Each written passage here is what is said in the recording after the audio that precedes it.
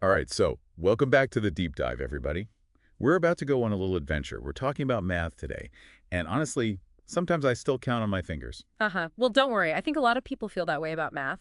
But today, it's not going to be about equations or anything like that. We're talking about something way more, well, infinite. I like where this is going. Yeah, it's all about infinity. And to help us out, we have this book, The Mystery of the Aleph by Amir D. Aczel. Okay, and before we really jump in, can you just give me like the 30-second, super simplified version of what this Aleph thing even is? So think of Aleph as a symbol, kind of like how we use X in algebra, but instead of representing an unknown number, it represents an unknown infinity. An unknown infinity. That's a new one. It gets even wilder. This book dives into the life of this mathematician, Georg Cantor, who pretty much turned the world of math upside down with his ideas about infinity. All right, well, let's get into it then.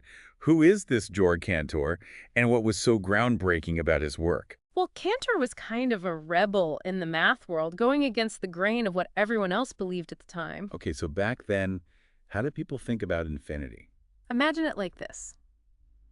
Most mathematicians saw infinity as this, vast, endless expanse, but they didn't really try to understand it. It was this untouchable concept, almost mystical in a way. Right, like infinity is just, infinity, end of story. Exactly.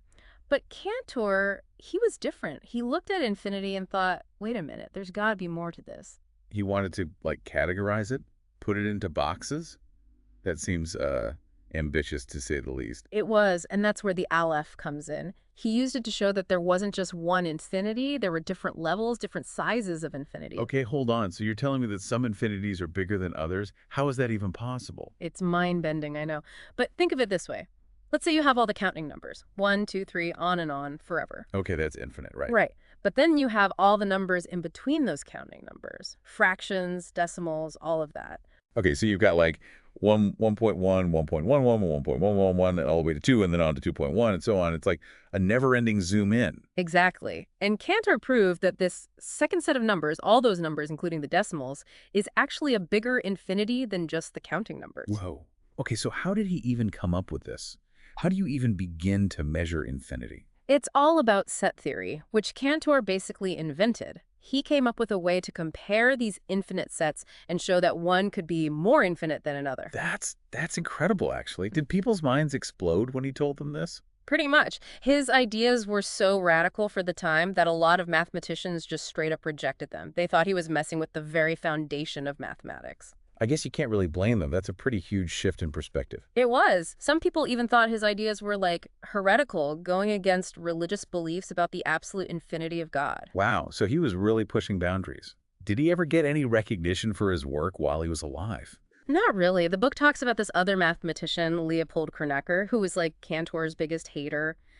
This guy was so against Cantor's ideas that he actually used his influence to sabotage Cantor's career. That's messed up. Did Cantor give up? No, thankfully, he kept working, even though he was facing a lot of opposition and even suffered from, mental health struggles because of it. It's really sad, actually. So did his work eventually gain acceptance? Yes, eventually. It took a while, but today, Cantor's ideas are a cornerstone of modern mathematics.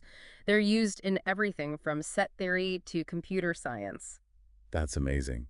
So even though he faced all this resistance, his work ended up changing the world in a way. It's pretty inspiring when you think about it. It really is, and it's not just math. It kind of makes you wonder about all the other impossibilities out there, all the things we think we can't understand or categorize. Right? Like, what if there are other things, like infinity, that we just haven't figured out how to wrap our heads around yet? Exactly. And maybe, like Cantor, there are people out there who are already working on those things, even if the rest of the world isn't ready to hear it. It makes you think, doesn't it? And on that note, I think we're going to have to wrap things up. That was a seriously deep dive into the world of Georg Cantor and the mystery of the Aleph. And who knows, maybe one of our listeners will be the next Cantor, the one who unlocks the next big mystery. Maybe. But until then, thanks for tuning in, everyone. See you next time on The Deep Dive.